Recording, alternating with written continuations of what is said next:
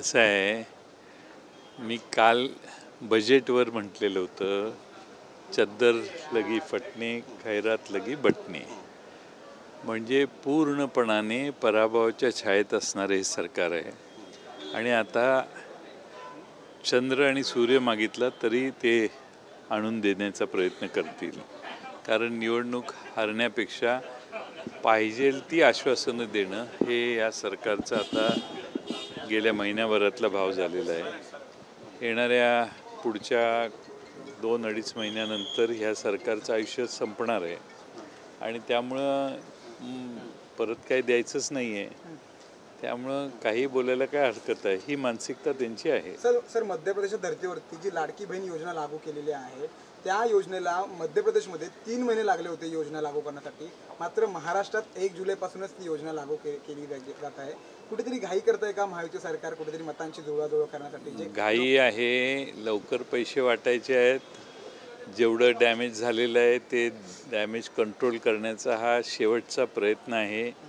पण महाराष्ट्रातल्या आमच्या सगळ्या भगिनींना माहिती आहे की महाराष्ट्रात किती महिलांच्यावर अत्याचार चालले आहेत, महिलांना काय संकटाला तोंड द्यावं लागतं.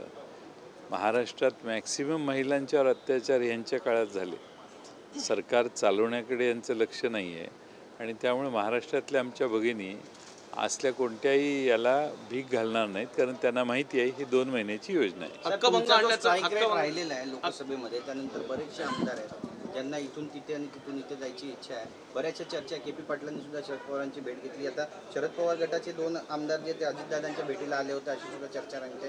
किती तथ्य आहे यामध्ये आणि काही महत्त्वाच्या घडामोडी घडतील असं वाटतंय? काय एकमेकाला भेटणे, दिसलं तर नमस्कार करणे हे विधिमंडळ कार्यालयाच्या आसपास चालूच असतं. त्याला फार महत्त्व देणं गरजेचं नाही. जोपर्यंत रिझल्ट दिसत नाही तोपर्यंत त्याच्यावर बोलू नये. पण वारंवार भाजप प्रयत्न सुरू आहे सर. आता हक्कभंग मुख्यमंत्र्यांनी प्रयत्न नाही ते विरोधी पक्षनेत्यांनी जाहीरच केलं ना. नाही पण सर कसं बघताय त्या पूर्ण प्रक्रियेकडे हक्कभंगाची? कारण की सत्ताधाऱ्यांनी नाही अर्थसंकल्प मांडण्यात आलेला आहे, तो अजून मंजूर झालेला नाही. मंजूर होण्याच्या आधीच अजून पैसे अर्थसंकल्पात जे मंजूर झाले आहेत ते ड्रॉ करण्याचा अधिकारही प्राप्त झालेला नाही सरकारला. राज्यपालांची त्याच्यावर सही असते, तीही झालेली नाही. जरा घाबरलेलं सरकार घाईत असतंच. ते मला काही फार आश्चर्य वाटत नाही. भेटीगाठी होत्या, तुम्ही म्हणता नमस्कार करताय, पण चमत्कारला केलेला हा नमस्कार आहे का? नाही, असं आहे की शेवटी रिझल्ट दिसल्याशिवाय कोण कोणाशी बोललं ह्याला जास्त महत्त्व देण्यात काही अर्थ नाही. शिवजयंती आता तिथीप्रमाणे सादर होणार आहे, हा एक मोठा निर्णय घेतला. हा निर्णय घेतलेला आहे. जितेंद्र आव्हाड साहेब आमचे त्याच्यावर बोलले, तर परत मी नाही बोलत त्याच्यावर. राष्ट्रवादी अजित पवार गटामध्ये काही आमदार नेते अस्वस्थ आहेत, तुम्हाला असं वाटतं का? कारण अजित पवारांचा वारंवार भाजपकडून अपमान केला जात आहे आणि कुठेतरी राष्ट्रवादी अजित पवार गटामधले आमदार खंत व्यक्त करून दाखवत आहेत. मात्र त्याच गटामधले जे वरिष्ठ नेते आहेत ते त्यांच्या सोबत नाहीत असं एक चित्र दिसतं. अमोल मिटकरी तर रोज बोलतात, रोज त्यांना नोटीस दिली जाते, पण मात्र त्यांच्या बाजूने कोणी बोलायला तयार नाही. काय वाटतं कोणाच्या बाजूने? अमोल मिटकरी यांची? नाही, आता तो त्यांचा अंतर्गत प्रश्न आहे.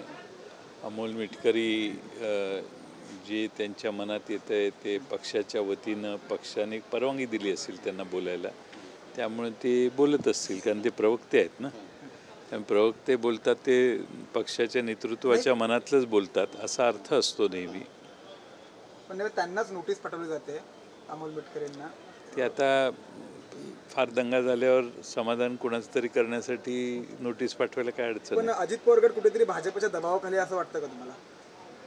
काय माहीत नाही मला, त्याच्यावर भाष्यही करायचं नाही.